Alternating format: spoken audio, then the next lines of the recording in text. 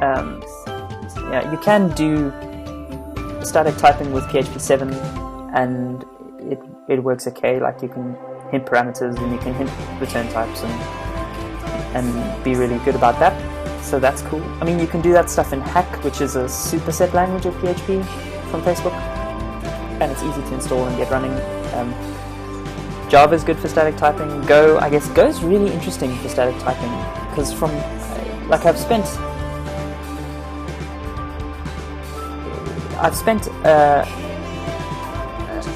a relatively short amount of time learning some Go stuff, and the way that the interface system works, like, it is very interesting. Like, I haven't run across that kind of paradigm before, where you don't specify that a type implements an interface. It just, if it has those methods with that signature, Go assumes it implements that interface. It's interesting.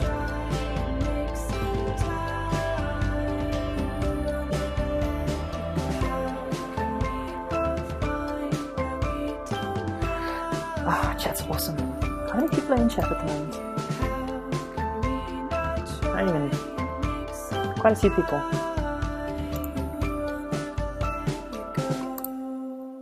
Okay, let's look at this code. One day I want to be able to show this game code, because I'm having a lot of fun with it. Okay, let's do it again. This port and refresh this, and dun dun dun! Welcome to a JavaScript game. So this was an experiment that I started a while ago. I saw someone at work designed a t-shirt for the company, and it was like a platform game, and I've wanted to make a game for so long and spoken about it with friends and stuff, but I've just never had the motivation to do it, because, you know, like, what do I know about games? I have like 2 or 3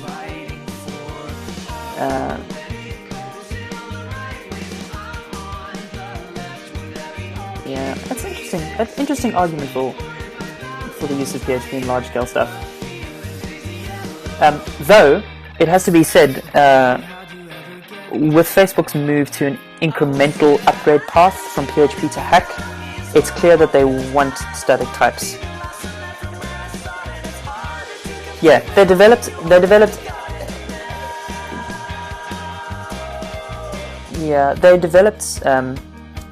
hip-hop to do PHP to C, and then they developed HHVM to allow them to do Hack, and Hack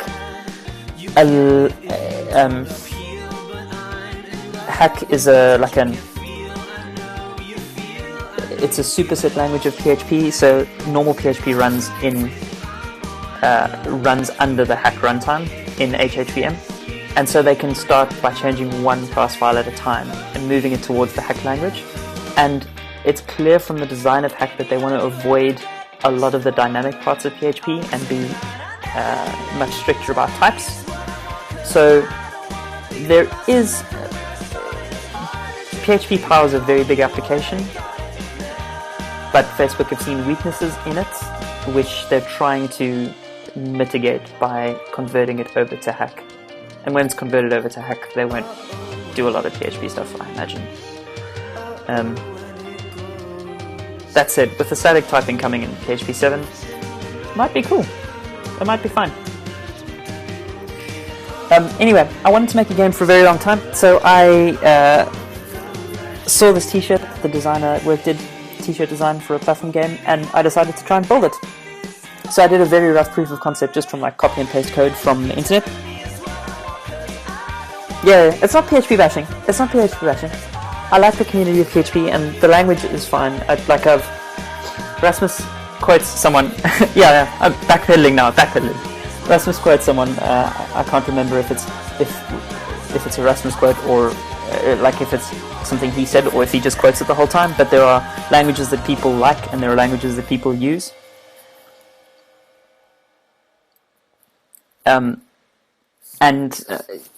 Yeah, I mean, PHP is really popular, and the community is really awesome, and that's mostly what keeps me in it.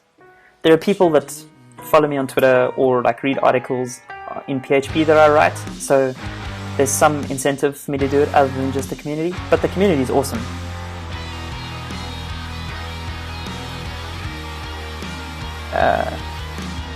Through asks if Cordova is better. I mean, you can see chat, never mind. Is Cordova better than React Native? I haven't used React Native yet, I don't know.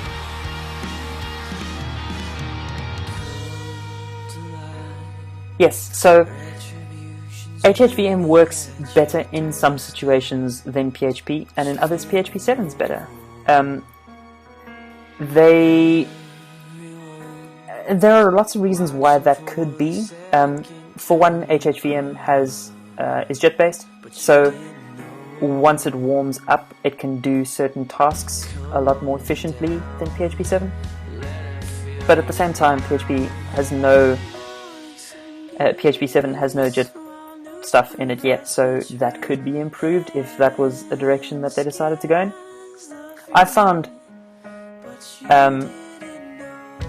I have found no practical difference at the scale of apps that I write. Real-world apps, unless you have a really high traffic site, it actually doesn't make that much difference using HHVM over PHP 7. And also, like, scaling the number of servers that you run behind load balancers is a lot cheaper than scaling improving dev skill to use a new language and a new platform. Like, paying a sysadmin is super expensive compared to just spinning up another couple nodes. So for something Facebook scale, they can save a lot of money and spin down a lot of servers if they make a huge improvement on it, but it's a case-by-case basis. Like, for the stuff I've built, I've not noticed a significant difference in that. That's a very long-winded answer. I am babbling. Let me talk about the JavaScript game. Goodness. So this JavaScript game at the moment has collision detection, has gravity, has user input. The little green guy is supposed to be like a player. Yeah. It's got ladders and platforms that you can jump on. And this is the most code that I've done about this. But I find it super interesting. I find it super, super interesting. Let me look at the code. What just happened?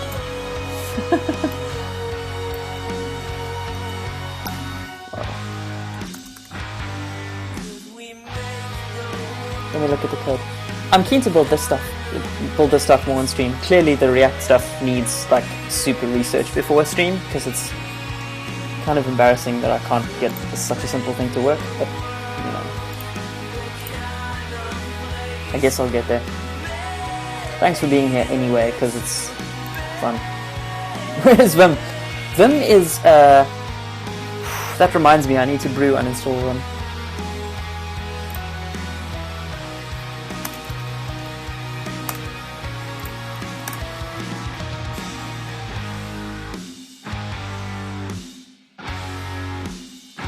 I use Vim under JS, okay? I use Vim under JS. I know I could be... It's like... Vim is like a very neat box for me. Like, I can see its edges very well, and it's very presentable, and I know there's a lot of goodness in there. But once I open it and fall in, I'm going to be lost forever.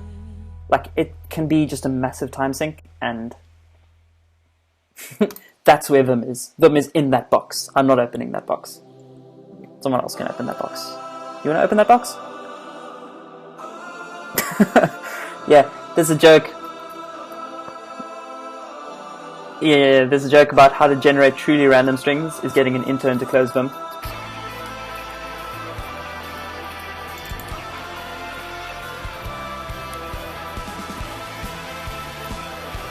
Why is Atom so slow? Something's going on in my system.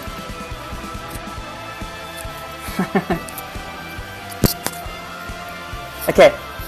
So I'm using a 2D rendering engine to abstract the canvas and the WebGL stuff away. It's called Pixie.js.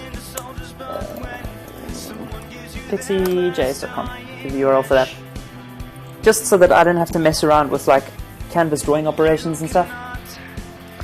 But then I have a game class. This is all ES6 based as well, and apparently doesn't break as terribly as the React stuff I try to do. And this class, this game class, just sets up a stage with some defaults and has an animate method which runs as a game loop. So when you start,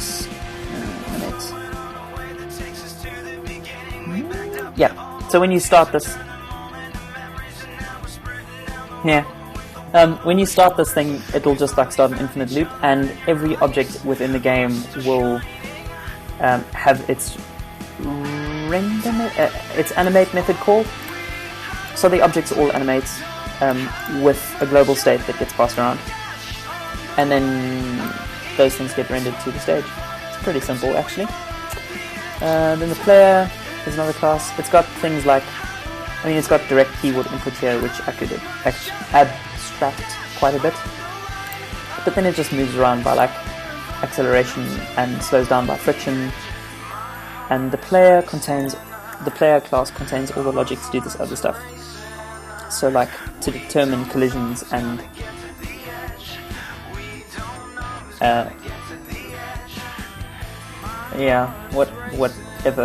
whatever. The player class does things like collision detection and detecting ladders and climbing and that kind of stuff. And then for the rest, it's just simple objects that tell if they're collided against. Battery exchange box. It's pretty simple, but it's fun. It's been fun to learn how to do. It's been fun to learn how to put the stuff together with no prior game dev stuff. And there's a series of this on Medium, actually. What is it called? What did I call it? Making games. I don't even. Okay, if you go to assertchris.io, assertchris.io, you'll be redirected to the blog posts for this stuff.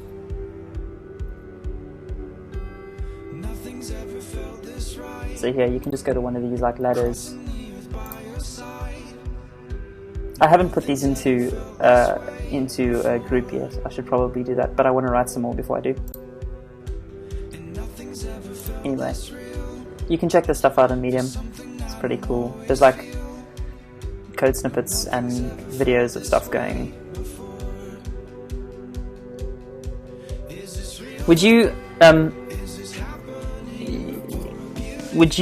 folks like to see more stuff in sort of a React direction?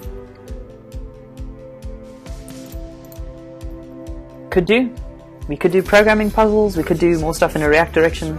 I actually just want to use this time as like a learning time and being able to ask questions about stuff and have you guys ask questions about stuff. So we could kind of do whatever you folks feel like.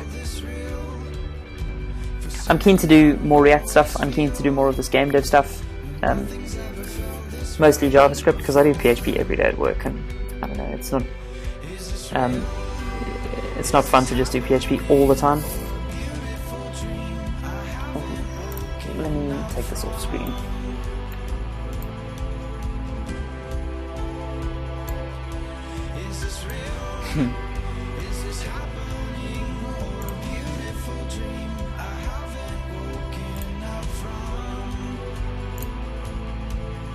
I gotta take it off screen first, because I don't know, like, maybe it's a rickroll or something.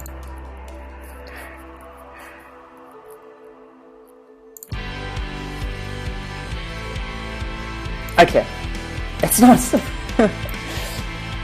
Okay, so yes, I do want to do lots more React stuff, but I actually want to sort out the problem that I was having with loading the React stuff live, because I can do compiled React stuff, but I don't want to do compiled example code. I want to do live example code. But sure, I mean, I'll plan some React stuff certainly and work on it, and then in stream you guys can tell me if we do